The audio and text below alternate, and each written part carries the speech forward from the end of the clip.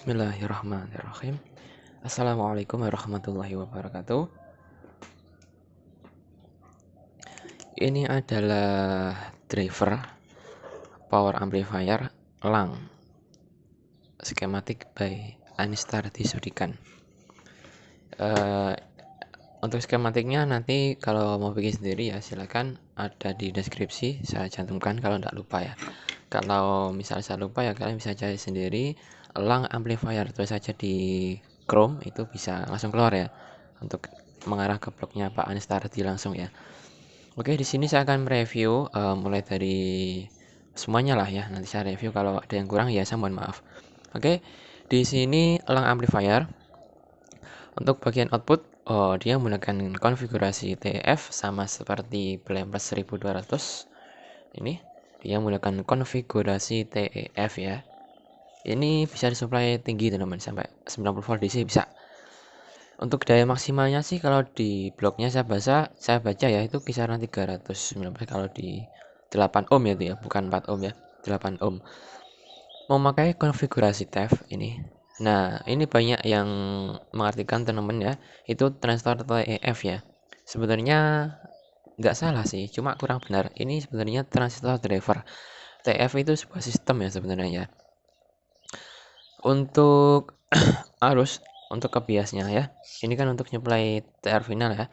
Nah, untuk arus biasnya itu kisaran di 48 mA.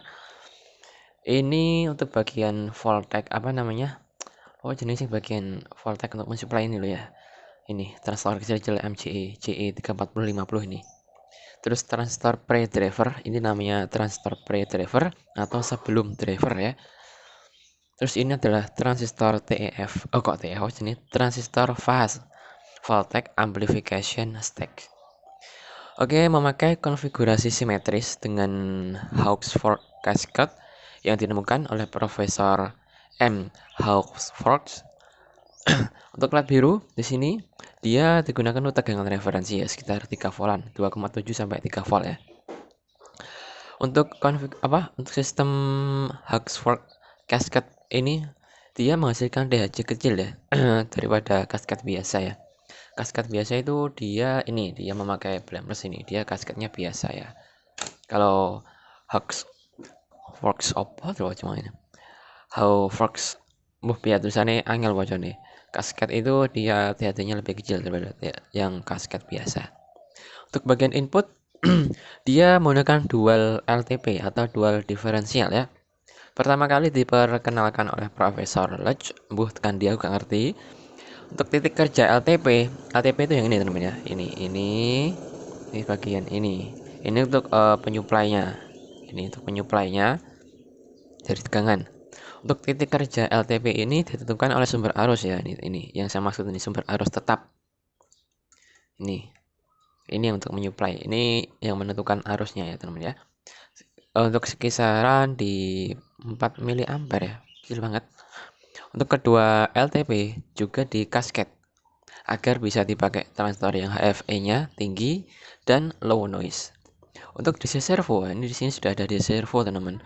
Sudah ada DC servo, jadi kalian nggak usah khawatir untuk DCO-nya, karena ini tugasnya untuk mendekatkan output amplifier itu supaya tegangnya tuh mendekati 0 ya untuk DC-nya ya. DC servo ini gunanya untuk menjaga DCO selalu mendekati 0 ya, dalam kondisi apapun ya, baik itu kondisi apapun ya, terserah kondisinya. DC servo ini menggunakan IC, biasanya IC-nya kalau saya pakai TL071, tapi kalau mau lebih baik lagi ya pakai yang LF357, itu lebih baik lagi, tapi harganya agak mahal sih emang, ya nggak rupa lah. Ini untuk yang tugasnya emang integrator teman-teman ya. Sedikit saya jelaskan cara kerjanya DC servo ya teman-teman ya. Kalau kalian skip bisa saja, tidak apa-apa, silakan. Untuk cara kerjanya, tegangan output itu difilter oleh resistor 680K ini. Ini yang mengarah ke output ini. Ini saya seri sebanyak 4 buah karena saya tidak punya. Ini saya seri 150, 330 sama 100K2. ini saya seri sehingga menghasilkan 680K. Yo enggak pasti itu sih, kan ada toleransinya ya. Dan difilter oleh C 2,2 mikro. Ini dia. Ini. Oh ini teman-teman, ini difilter oleh ini. Ini sama ini difilter, baru dimasukkan atau diintegralkan, dan hasilnya itu diinjeksi ke titik umpan balik. Titik umpan balik itu maksudnya di kaki input ya. Balik untuk mengoreksi tegangan DC. Nah, tegangan DC itu dikoreksi di situ akibat perubahan suhu atau karena suhu sehingga DC-nya selalu nol teman-teman ya. Kurang lebih cara kerjanya seperti itu. Untuk op-amp ya seperti tadi, kalian bisa pakai Telex 71 untuk yang mudah dapat di pasaran. Untuk lainnya ya seperti tadi ya, LF357. Oke, ini ada sedikit revisi. Ini ada campuran karena saya kok ya lupa ya. Mungkin skematiknya salah, gambarnya salah teman-teman. Seperti itu ya. Ruwet bulat ini besar sekali. Untuk dimensinya ini lebih besar daripada blameless. Ini blameless jauh lebih besar ya. Kalian bisa lihat dulu untuk blameless ini di video saya sebelum ini. Oke, seperti ini penampakannya.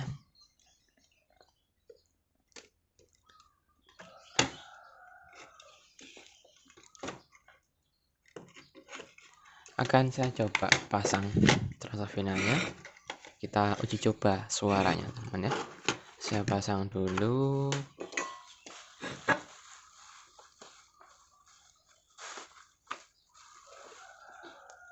Untuk outputnya sudah kepasang. Aduh, kok jauh-jauh mana ya?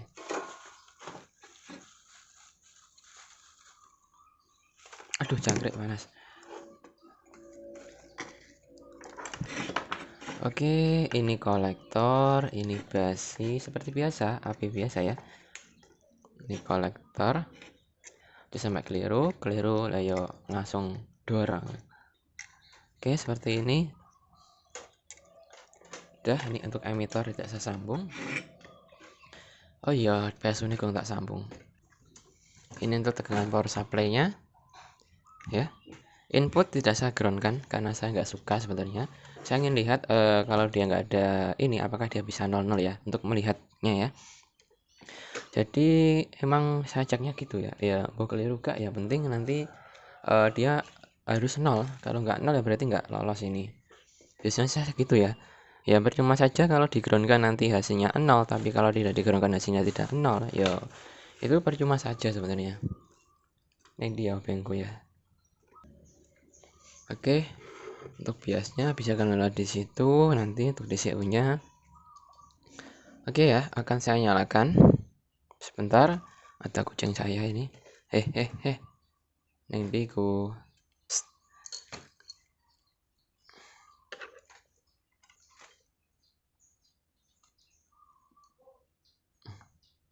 Strom lah itu, strom lah.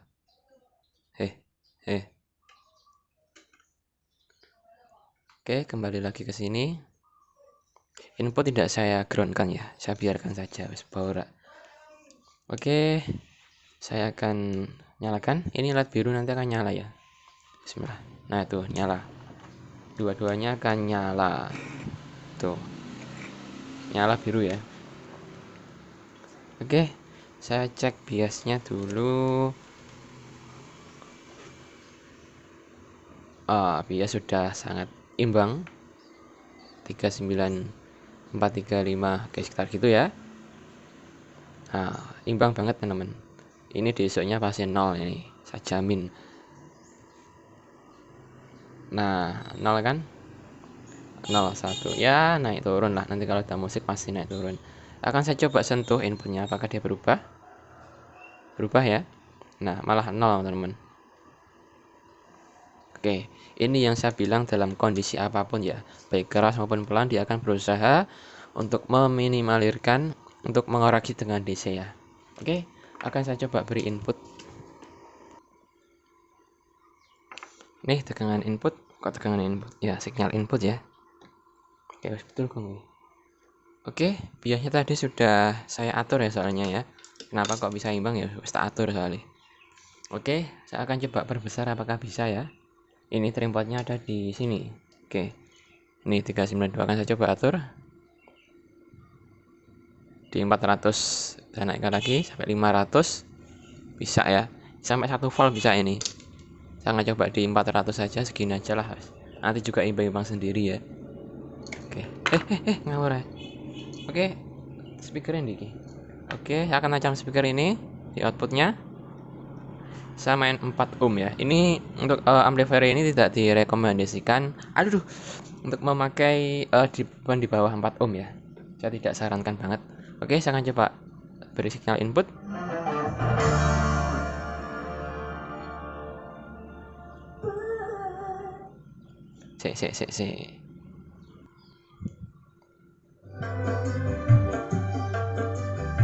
Wih, mantap teman-teman. Bias plus, bias min, sangat-sangat imbang. DCO nya sangat-sangat aman.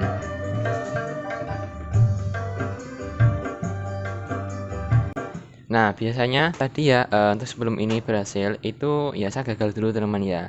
Karena ya tadi jumperannya saya lupa. Setelah saya lihat skemanya lagi, ada yang kurang ya. Ini untuk ngeceknya gini teman-teman ya. Misalkan ada yang kurang ya, ada yang misalkan tidak benar ya. Itu saya pertama kali nyalakan itu dia biasanya 1 volt, 1,2 ya. Di Vina tuh panas banget teman-teman. Cara ngeceknya gini. Pastikan dulu ya untuk AC ini ya kayak gitu ya. Untuk AC ini, IC apa jenis DC servo ini usahakan dia suplainya terpenuhi ya. Di sini kan dia kalau di skemanya dia diberi tegangan 12 volt dengan Zender 12 volt ini ya. Nih bisa dilihat ini ada R1K8, ini 2 watt, ini yang mengarah ke Zender. Kita lihat aja apakah dia normal suplainya. Nah normal ya 12 volt ya. Yang min juga apakah dia normal 13 volt ya, nggak masalah lah. Oke, kalau dia normal berarti dia harusnya normal teman. Nah, kalau masih nggak normal, kita cek lagi jalurnya. Ada yang kurang atau enggak? Atau misalkan ada komponen yang salah tertukar atau gimana? Atau salah mengasih nilai ini mungkin. Nah, itu bisa juga mengakibatkan gagalnya ya. Untuk itu, ini sebenarnya ada kopelan untuk R ini 33 ohm. Ini dikopel sama C 680 nanosect tapi nggak clarity banget ya. Untuk THD di 8 ohm 0,000561% ya, sangat-sangat kecil. Sangat-sangat kecil teman-teman. Montarbo aja kalah sama ini. Montarbo kalau nggak salah 0,01 atau 01 gitu. Jadi masih di bawahnya ini ya. THD-nya masih ini menang ini. Cuma ini kan dia kalahnya itu nggak ada inbal atau suaranya itu ya beda sama Montarbo ya. Tapi THD-nya lebih mending ini teman-teman. Ini lumayan panas ini teman-teman. Ini sebenarnya harus sama satu heatsink ya. Nih, ini saya beri begini hanya saya karena untuk konten aja saya beginikan. Oke, apalagi ya? Ya mungkin gitu aja lah ya teman-teman ya untuk reviewnya. Suaranya mantap banget. Mungkin kalau kalian minta alatnya ya saya kasih, cuma ya ada persyaratannya seperti kemarin-kemarin ya. Oke. Dan revisi itu ya, itu ada jumperan.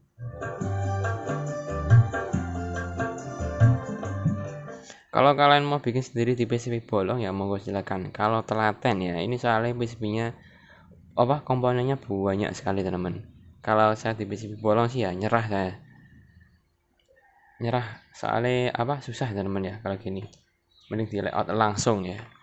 Oke, cukup situ dulu. Semoga bermanfaat. Mantap lah, intinya suaranya mantap. Kalau sama amplifier untuk Pak Anies tadilannya mungkin saya masih recommended yang ini ya. Selain ini daya wattnya besar, dia recommended untuk lapangan teman-teman ya. Kalau untuk seperti ampred, pelato, perkutut, terus apalagi itu ya, simasim atau yang lainnya itu mungkin hanya untuk kelas rumahan ya, kelas rumahan lah. Itu suaranya enak, memang enak, emang dikhususkan untuk rumahan. Tapi kalau di sini dia emang khusus lapangan teman-teman. Ini dibuat untuk lapangan ya memang. Untuk blameless itu juga buat lapangan itu sebenarnya. Mantap loh, udah mantap.